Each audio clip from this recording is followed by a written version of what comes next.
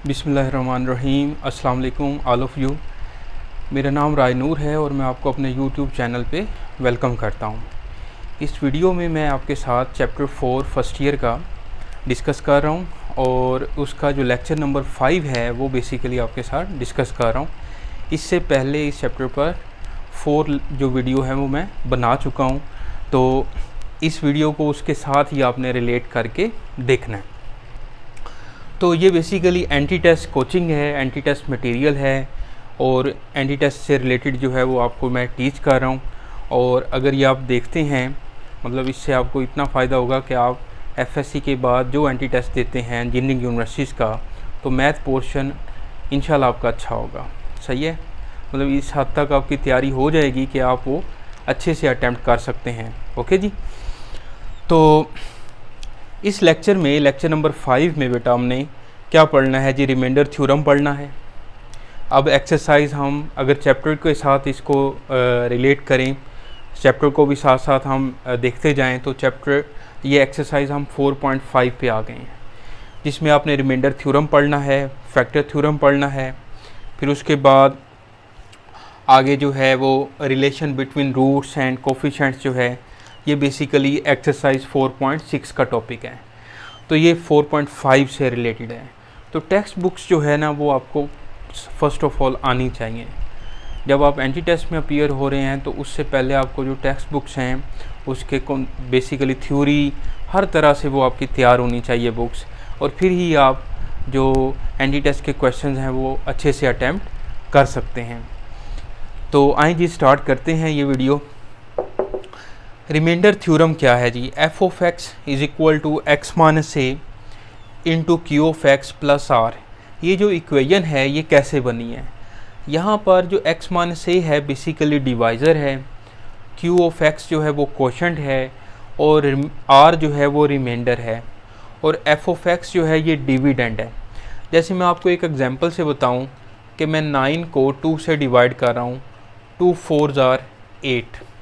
Okay, तो यहाँ पर ये जो 9 जो है ये डिविडेंड है, 9 यहाँ पे लिखें आप, और x माइनस ए जो है वो डिवाइज़र है, और 4 जो है वो कोशेंट है, और रिमाइंडर जो है वो 1 है। इसको सोल्व करें, 4 2 जार 8 प्लस 1, तो 8 प्लस 1 जो है वो 9 ये बनता है। क्लियर? इसको आप इस तरह से भी याद रख सकते हैं, ये लाइन भी मैं लिख देता हूँ कि dividend is equal to, dividend is equal to, मैं इधर से थोड़ा सा लिखाई जो है वो बाज़-औक़ात, dividend is equal to divisor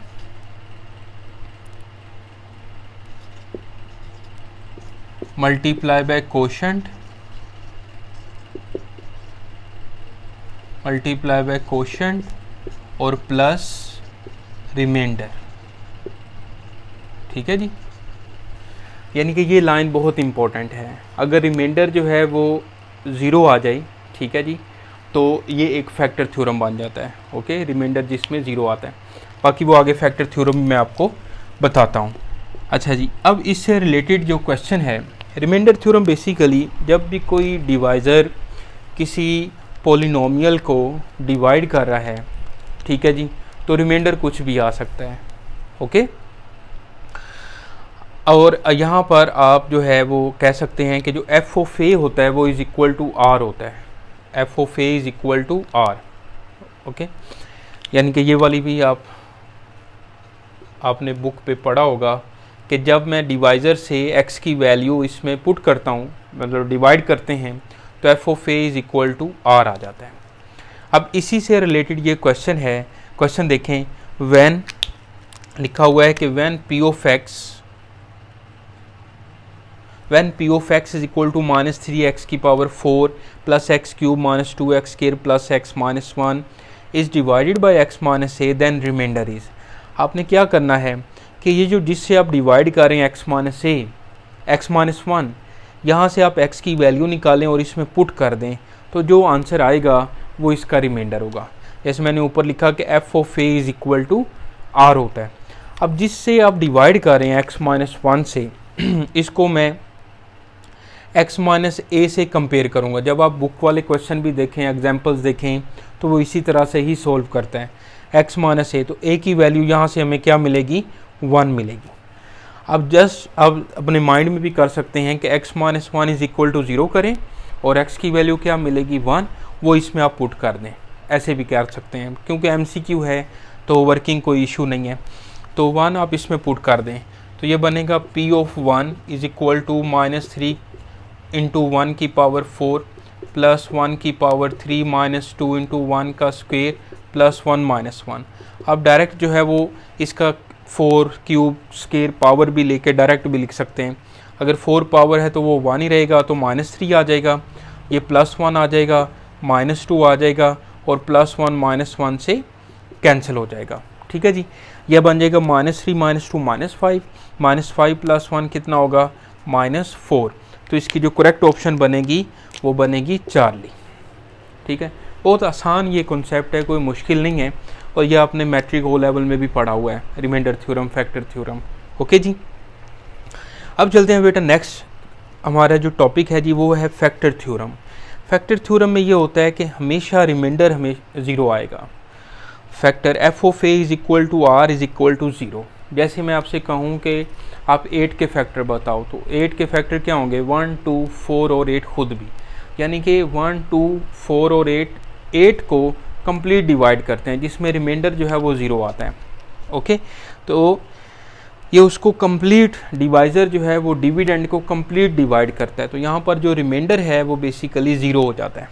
okay, अब क्वेश्चन देखें, इसी से रिलेटेड है कि which one of the following is a factor of p of x equal to x की पावर n प्लस a की पावर n, और n बिलोंग कर रहा है पॉजिटिव ऑड नंबर्स को। ये आपकी बुक का ही क्वेश्चन है, बुक का क्वेश्चन है, लगभग 4.4 का क्वेश्चन, कोई 3 या 4 है, सही है, ये आप देख भी सकते हैं। अच्छा, यहाँ से आप x प्लस a से जब डिवाइड कर रहे हैं, बल्कि नहीं, पॉलिनोमियल हमें दे दिया है p of x equal to x की पावर n प्लस a की पावर n। पॉलिनोमियल की डेफिनेशन जो है वो पहले भी मैंने आपको बताई है, और दोबारा बता देता हूँ कि ऐसा अलजेब्रिक एक्सप्रेशन जिसमें वेरिएबल की जो पावर है वो नॉन नेगेटिव हो। नॉन नेगेटिव का मतलब है या तो 0 हो सकती है या पॉजिटिव होगी। ठीक है जी, पॉजिटिव नॉन नेगेटिव इंटीजर्स कहें आप, 0 या पॉजिटिव इंटीजर्स। ओके, तो हमने यहाँ से ऑप्शंस में से चेक करना है कि कौन सा इसका फैक्टर है। अब देखें, x माइनस ए से आप x की वैल्यू निकालें तो क्या बनेगी, a इसमें पुट कर दें, a की पावर n प्लस a की पावर n, तो ये तो दोनों कैंसिल नहीं हो रहे, यानी कि रिमाइंडर 0 आना चाहिए। फैक्टर के लिए जो रिमाइंडर है वो 0 आना चाहिए। यहाँ से आप x माइनस 2a से x की वैल्यू निकालें तो 2a आएगी, 2a इसमें पुट करें तो 2a की पावर n जो है ये भी, यानी कि माइनस नहीं हो रहा, ये कैंसिल नहीं हो रहा। ठीक है, आप चेक भी कर लें तो 2a की पावर n प्लस a की power n is not equal to 0।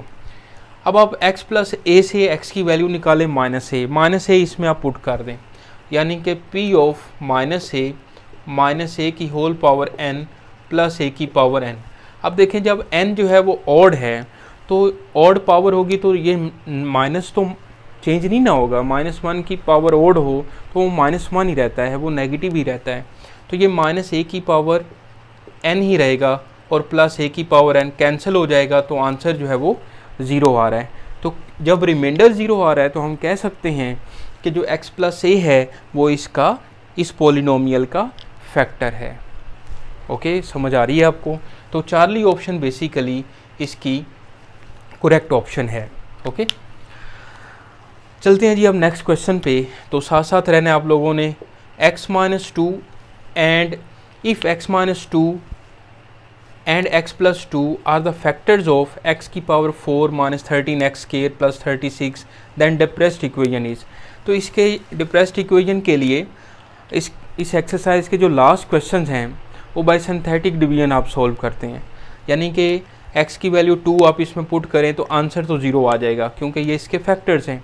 यहाँ से आप x की वैल्यू -2 पुट करें तो इसका आंसर 0 आ जाएगा, रिमाइंडर 0 आ जाएगा क्योंकि ये इसका फैक्टर है।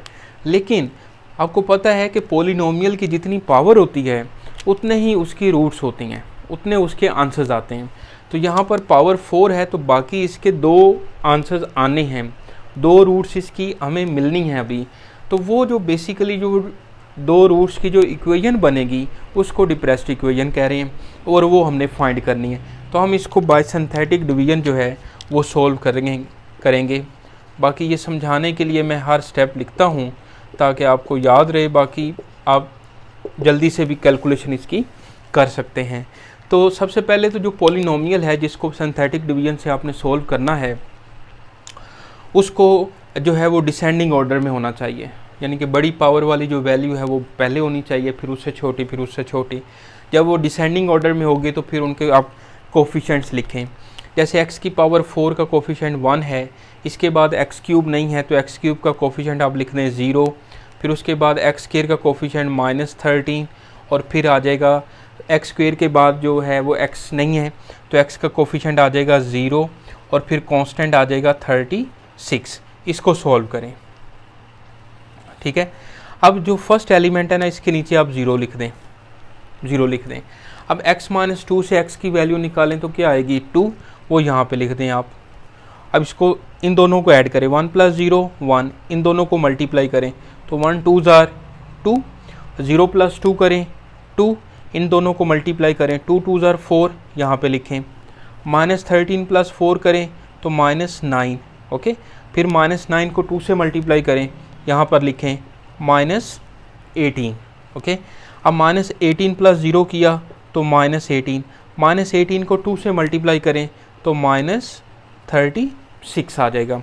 -36 + 36 करें तो 0, तो एंड पे रिमाइंडर जो है वो 0 ही इसमें आना था क्योंकि x-2 जो है वो इसका फैक्टर है।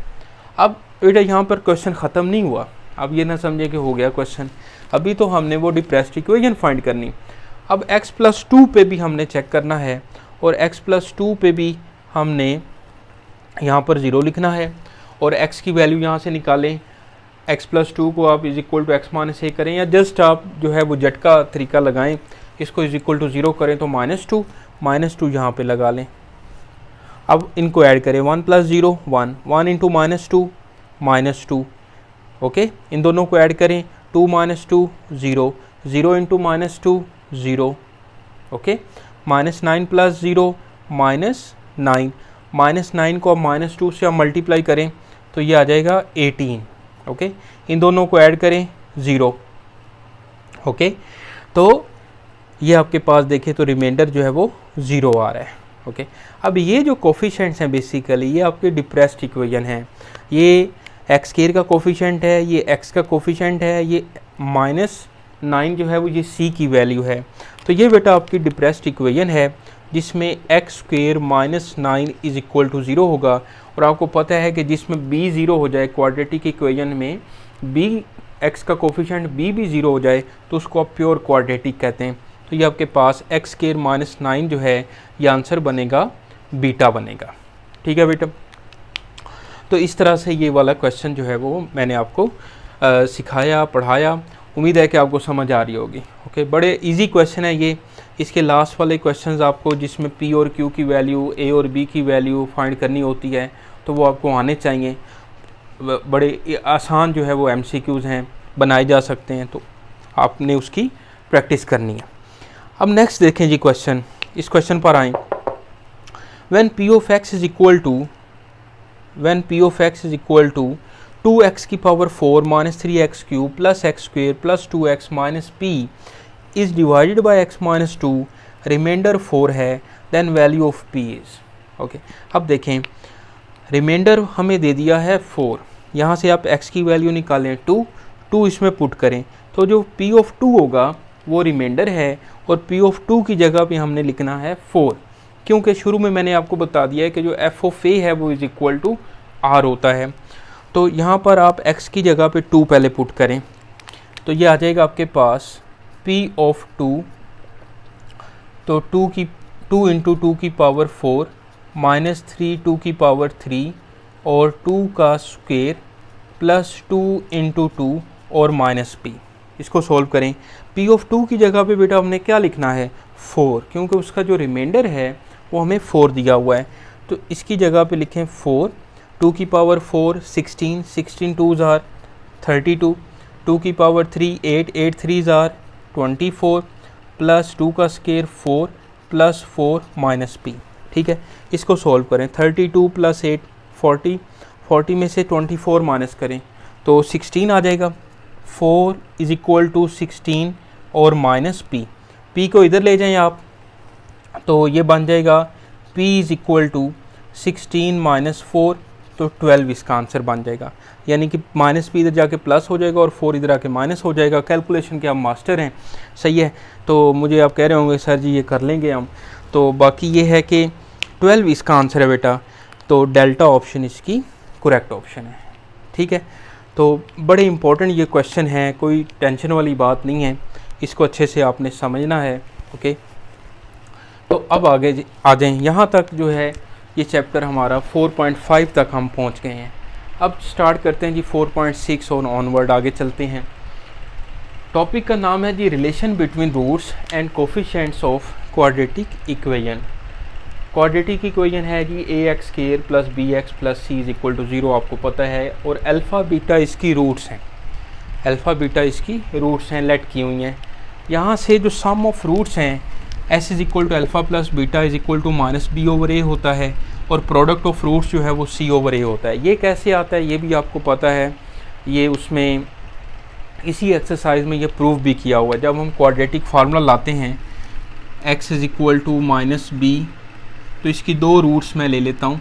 Alpha is equal to minus b plus square root b square minus 4ac over 2a, और एक बीटा में वैल्यू लिख लेता हूँ, और beta is equal to minus b, ये यहाँ पे मैं लिख लेता हूँ, यहाँ पे लिख लेता हूँ, beta is equal to minus b minus square root b square minus 4ac over 2a। तो जब बेटा आप इन दोनों को प्लस करते हैं अल्फ़ा प्लस बीटा, तो ये कैंसिल होने के बाद माइनस b ओवर a बनता है।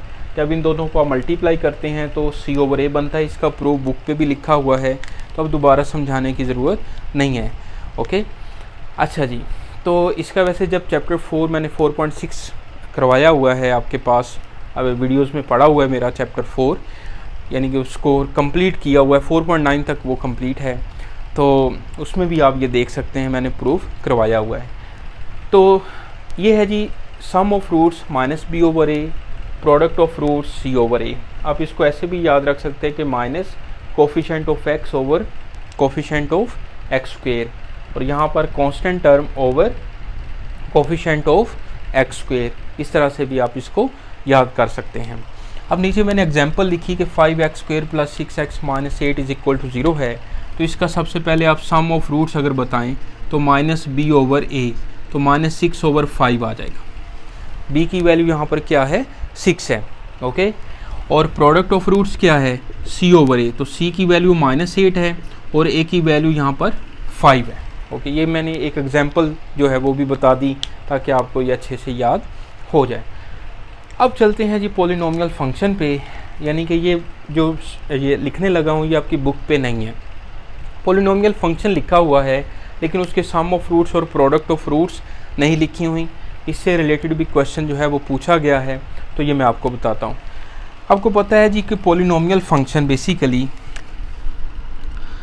ये होता है कि an x की power n plus an x की पावर an माइनस 1, x की power n minus 1 plus an minus 2 x की power n minus 2 plus so on plus a1x plus a0 is equal to 0। Polynomial equation कह लें इसको। अगर मैं is equal to इसको मैं p ऑफ x लिख दूँ तो ये पॉलिनोमियल फंक्शन होगा। अब एक दफ़ा इसको चलें, ये आपके पास p ऑफ x है। बेसिकली शुरू में इसको मैंने लिखना था p ऑफ x, और पॉलिनोमियल जो इक्वेशन है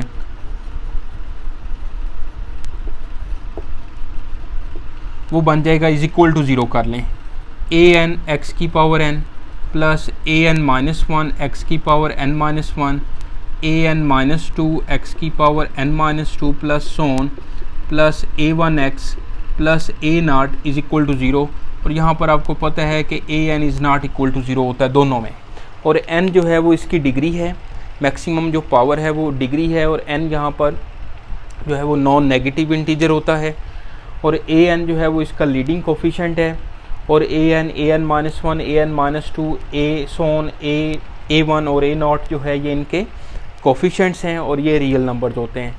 और यहाँ पर ये जो नीचे सबस्क्रिप्ट में लिखना है अपने सबस्क्रिप्ट पोजीशन में ए एन, फिर n-1 n-2 सोन, तो ये बेसिकली ये पोलिनोमियल फंक्शन है आपका, और ये पोलिनोमियल इक्वेशन है। अब इसका जो है वो आपने सम ऑफ रूट्स और प्रोडक्ट ऑफ रूट्स निकालना हो तो इसका फार्मूला है आपके पास सम ऑफ रूट्स के लिए -an-1 ओवर आ जाएगा आपके पास an, ठीक है, माइनस b ओवर a होता है ना, तो यहाँ पर b की जो वैल्यू है वो बेसिकली an-1 ओवर an है। इसी तरह इसका जो प्रोडक्ट ऑफ रूट्स है वो आ जाएगा -1 की पावर n और a0 ओवर an, यानी कि a0 जो है वो कांस्टेंट है और -1 की पावर n और a0 ओवर an, सही है। तो ये आपने याद रखना है, बहुत इंपॉर्टेंट सम और प्रोडक्ट के रूट्स फार्मूलाज हैं ऑफ एनी पोलिनोमियल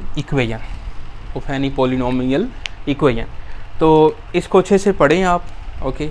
और इसमें कोई भी प्रॉब्लम हो तो आप लाजमी शेयर करें, ठीक है। एक बात और रह गई, लास्ट वीडियो में जो लेक्चर 4 था, जब मैंने फोर्थ रूट्स ऑफ यूनिटी करवाया और उसका टेबल बनाया, फिर उसमें एक बात मैं बताना आप लोगों को भूल गया और मैंने मुनासिब समझा कि इस लेक्चर के एंड पे मैं आपको बता दूं। उसमें एक बात ये थी बेटा कि जो नेगेटिव नंबर्स हैं जैसे -16 है, -81 है, उसके भी आप फोर्थ रूट्स फाइंड कर सकते हैं, लेकिन उसके जो फोर्थ रूट्स हैं वो कम्प्लेक्स आएंगे, मतलब सारे कम्प्लेक्स आएंगे, तो वो जो है मतलब वो आपके स्टडी में नहीं है, मतलब वो बियॉन्ड द स्कोप है, वो आगे BSc MSc वगैरह में है, तो नेगेटिव नंबर्स के फोर्थ रूट्स नहीं आएंगे, क्लियर। और बाकी ये वीडियो यहाँ तक कंप्लीट हो जाती है, यहाँ पर ये लेक्चर जो है वो हमारी कंप्लीट होता है। इस वीडियो को अच्छे से आप देखें, अपने दोस्तों के साथ शेयर करें, और मुझे यकीन है कि आपको फ़ायदा होगा, सही है।